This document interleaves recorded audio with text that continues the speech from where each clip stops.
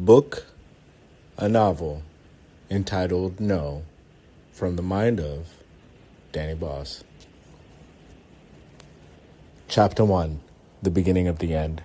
She said it quietly like a secret that didn't want to be heard. No. Just like that. Then and there, in a kind of silence that installs itself in a room, measured with walls, and decides to move no longer. It was a Tuesday. Soft light coming through the blinds. We just argued about, well, she liked them open. I liked them half closed. Which felt like a compromise until we realized the compromise was just a greater word for losing ourselves slowly. The ring was left between us on the coffee table in its own orbit, catching a silver of the afternoon and throwing it back at me like a dare. We can't keep going like this. Not towards a life that we both don't want, she said. The hard part was that she was right. The hard part is that I didn't know which part of life she didn't want me. The wedding, the version of us that had been drafted in the air with fingers and promises, house plans, Sunday markets, a dog that would probably be more or less than mine. It seemed wrong that the word could be so small, one syllable, mouth closing. If you drew it, it would be a door. If you held it, it'd be a stone. I tried to smile like an adult in an adult conversation. We can't just take time to think about it, I offered. Not an end? Time is what people say when they mean no, but want to be polite. She touched the ring without touching it. I've been saying no in my head for weeks. And, well, it would just be dragging it out. She didn't cry. I did. But only after she left. And even then, quietly. Like I was afraid the neighbors might hear and send over a police officer, I don't know, do a public health check. While she gathered her things, I stood at the sink crossing my arms and then uncrossing them, holding a glass of wine and then drinking it, folding a dish towel and then unfolding it. I kept trying to find a sentence big enough to hold the opposite of what was happening and currently failing in my life. I managed. Are you sure? Is this what you really want? She nodded and walked over to me and gave me a hug. I'm sorry, she said. You'll be okay. But we're just not. As she walked away from me, the last sound I heard was the door clink shut. The apartment adjusted itself around the exit. Her absence put a new weight on everything that stayed. The mug with a chip, the leaning stack of books about how to be better at things we weren't. The basil plant at the seal of the window that drooped because we forgot to water when we started wandering arguments instead. I watched the ring for a while, like it might be a perfume trick. All it did was a circle, clean, endless, indifferent. I picked it up, warm from the last touch, heavier than it looked. I tried it onto my pinky and it wouldn't fit, which felt like a joke in a universe made of an audience of one. I took the box from the drawer where we kept batteries, warranties, and insurances, and other proofs of plan of permanence. The hinge squeaked. It shut with a careful little coffin sound. Breaking up is an event in erosion. The event is Tuesday at this time, 4:12 p.m. The moment she said it and the room changed shape. The erosion had been happening, though, for a while, despite the hung photos of happy faces and places that we had seen, cutlery placed and practiced for forever. You can only see it backwards, the way we started canceling plans because the thought of being seen as happy was more exhausting than staying at home. Funny how you go from saying, "How was your day?" to not saying it.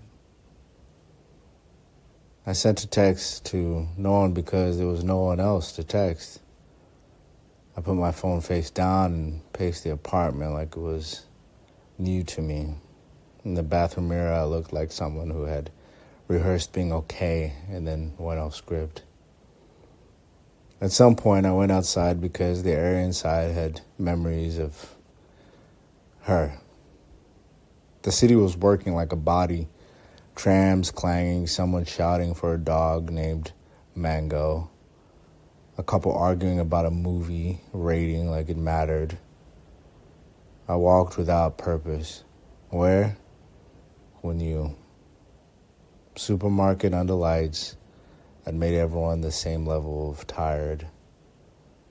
I bought a 3-pack of sponges, a loaf of bread, detergent, a lemon, and a small tub of ice cream that pretended to be healthy. My basket looked like a starter kit for a person trying not to cry. Or just for a person of one. Making it back home, I cleaned, incessantly. That's all I knew how to do. I took out the mop and I cleaned. I wiped down the surfaces, be it the toaster, the counter, the mirrors, glancing a look at myself. I could remember every time I got stressed and did this, and she would laugh at me, sitting upright at her table with the laptop out. But this time it was just me, scrubbing away at the stove, replaying all the fights that we had about family, where we would spend Christmas, the arguments that would produce indifference and an ending that more or less would have me doing what she wanted. Well, I wish that was the case now. I took out a drawer and I could see old receipts. I had a thing for keeping old movie tickets of things that we'd seen or places we'd been, concerts attended. They were all there, laid down as if it was a funeral, a burial, assembled under the lamp. They were memories that were no more important, no longer to be remembered. When my hands finally ran out of things to do, the night arrived in full. I left the kitchen light on because that's what you do when you're admitting defeat, but don't want to look at it as so. I tried to sit on the couch and then the bed and then the floor. Like sleep was a Wi-Fi signal and I just needed to be in reception. Typically I fall asleep facing the door. Yep. I was the one who always took the position closest to the door and she away from it so I could protect her. Kind of like when walking down a pavement or a sidewalk closest to the cars, always there to protect her. In this case, I woke up twice in my head, interviewing again the playback reel. But no matter what, it didn't work. Morning came and was the kind of that punishes those for the surviving, be it the lack of sleep, but also the fact that the ring box sat where I left it, faithful as an altar, unmoved. I made coffee as I usually do and poured it into the mug with a chip because unbroken things felt dishonest. My phone had messages from Mom. "How's the planning going?" it said. "Need me to chase your father up for an RSVP?" The RSVP had been the subject of 3 arguments and one quite not so much as a joke right now. I typed, "Can I call you later?" and sent it instead. My thumb hovered above the ring box. I moved it away. When something ends, language becomes a coward in a room. Yes, a coward. A coward that crowds.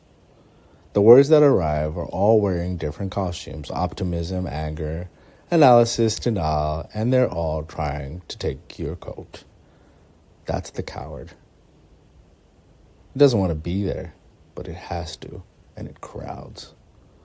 My words that morning were to no one, and they had to wear the clothes.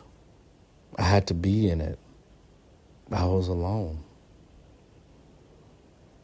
I had emails to pretend to care about in meetings where I was supposed to say excited about a project or something at work that mattered.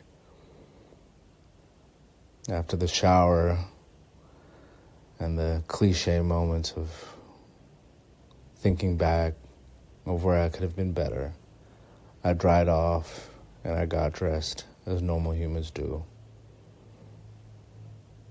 By midday, I had 2 people I had told. My boss, because I'd asked for the afternoon off. It had become unbearable.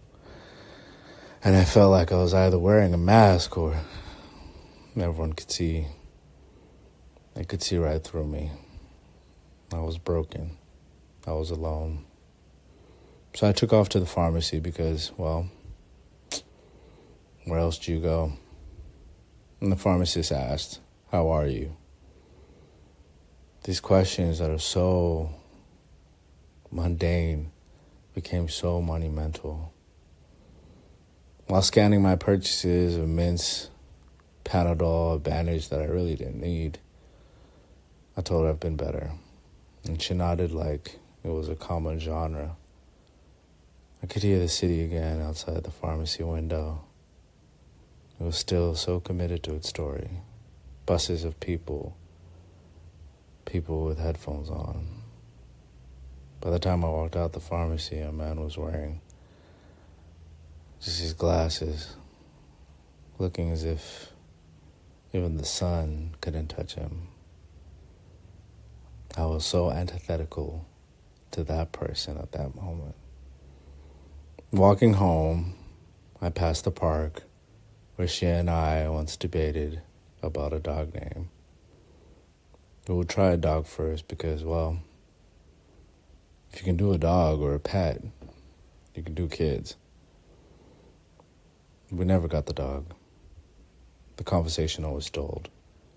We didn't even get names. We sat on the bench and took out our phones and scrolled. I guess that was the end. We didn't even really argue. We just became 2 different people in our own worlds. The algorithms of whatever app were more engagement than the announcement of anything that we wanted to do and share our lives together. A friend I didn't know so well interrupted my train of thought. She had reached out and sent me a message. Out of the blue, I almost laughed at the timing, the cosmic slapstick of me thinking of me scrolling, numb mining, and here I was now, aware of everything, every distraction, and there it was again. "Hey, how are you? Can I ask you a question? I need your help." As I stayed on the bench until the cold made my hands stiff, looking at the message on my phone, the city dimmed, lamps flickered, one by one, as if to remind me that it was the ending of the day, the passing of the hour. It had arrived. I had to go. I had to keep living. It was time to go home. When I finally stood up, I whispered the word that she had given me, just to hear how it sounded in my own head, coming out my mouth. No. It was empty, but it was also a beginning.